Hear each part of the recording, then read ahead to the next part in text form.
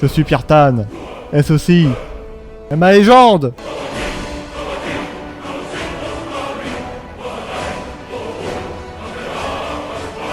Ma femme en sécurité et un minimum de repos, nous pouvons repartir au devant de la guerre. En direction de la frontière, nous apercevons une fumée au loin. Une fumée qui semble émaner d'un village. Arrivé à peine quelques kilomètres, on entend des cris de désespoir et des pleurs d'agonie. Arrivé sur place, nous apercevons ces sales chiens piller le village, mettre le feu à tout va et y prendre du plaisir. Les loups déchiqueter les cadavres de ceux qui ont déjà trépassé. Il est hors de question que je laisse ce carnage se poursuivre. Il est hors de question que je laisse d'autres personnes subir ce que j'ai subi dans mon enfance. Les gars, en avant! Mes archers font un véritable carnage à distance. On a entré en position, j'ordonne la charge. Nous allons faire connaître la peur et la mort!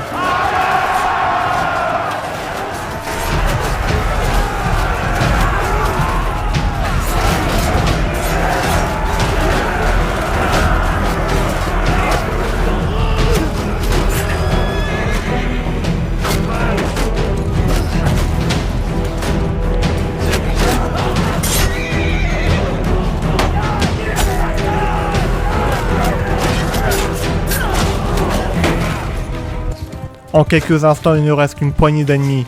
Ainsi donc, la bataille est remportée et ces chiens ont eu ce qu'ils méritaient. Après la bataille, le chien qui commandait ce groupe de mécréants me supplie de laisser la vie sauve.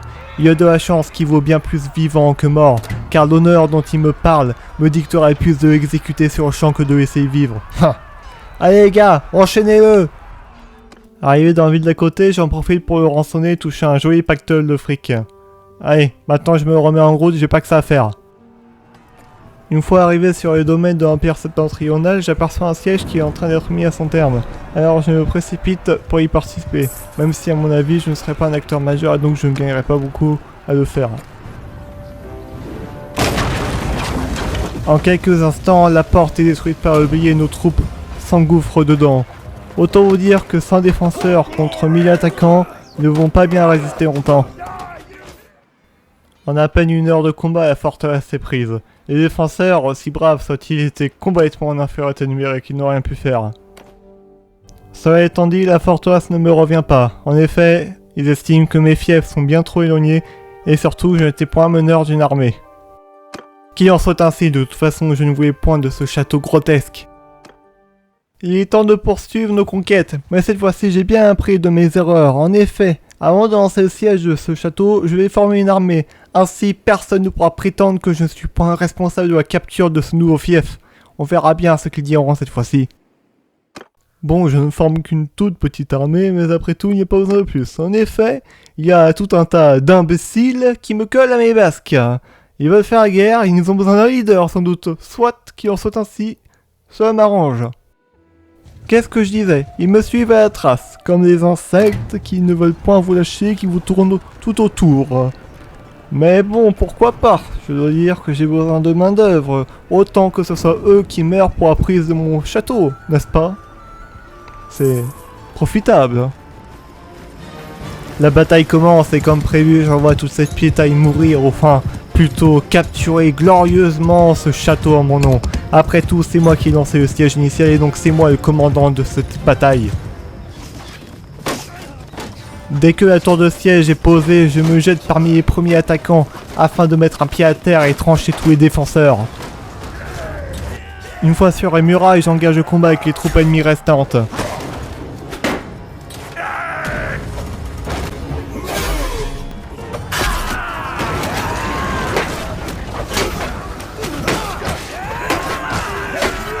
Un dernier groupe nous fait face, mais ils sont rapidement mis à mal. Partout dans la forteresse, les derniers survivants sont tués et ainsi la victoire est acquise. Suite à la bataille, un vote pour le contrôle du château est lancé. Je vais utiliser toute l'influence dont je peux pour me saisir de ce fief. Maintenant que je contrôle cette nouvelle propriété, l'autre château au sud ne m'intéresse pas. C'est plus une épine sous mon pied qu'autre chose, alors je décide simplement de m'en débarrasser. Pendant ce temps, l'Empire septentrional est passé à contre-attaque et a fait tomber le château d'Ataconia, que nous avions capturé au début de notre campagne militaire. Alors, c'est reparti pour la reconquête. Arrivé à côté, nous posons le siège et bien entendu, nous sommes tellement en supériorité numérique que le château tombe presque directement. Hurrah, victoire! Cette fois-ci, je vais faire quelque chose que je n'ai jamais fait jusqu'à maintenant. En effet, je vais soutenir un autre noble de l'Empire, mais non sans une raison. Je voudrais mailler avec cet homme, et si cet homme possède des territoires qui sont à ma future frontière, cela m'arrange bien.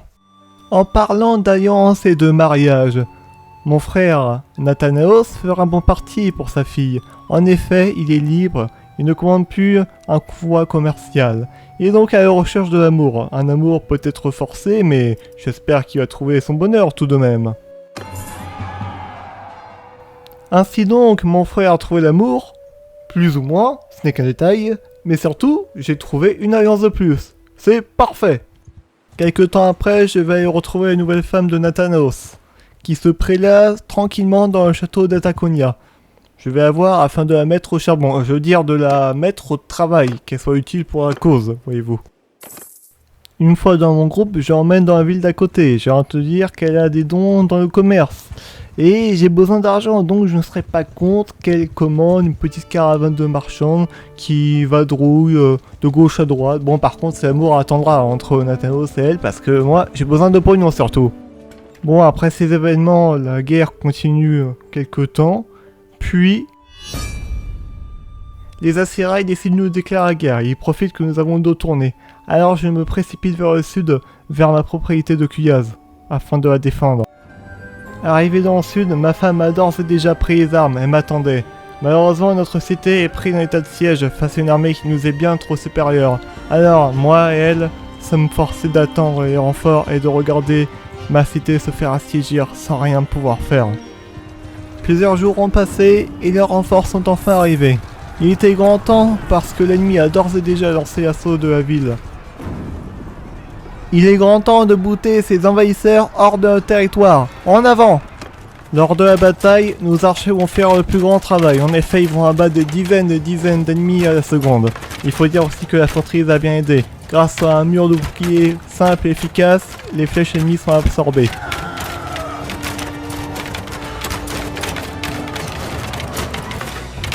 Complètement désespérés, les ennemis nous foncent dessus. Pitoyable. Dans un mouvement ordonné, mon infanterie se reforme en position d'attaque et charge les attaquants.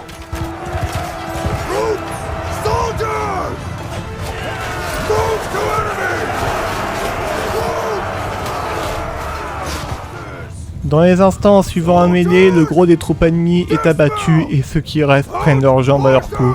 Ainsi, une autre victoire est à mon compte.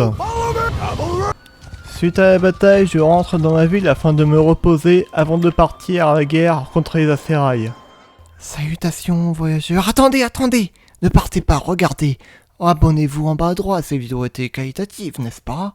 En haut, des let's play incroyables. En bas à gauche, une vidéo pour vous, voyageurs. Au revoir, voyageurs.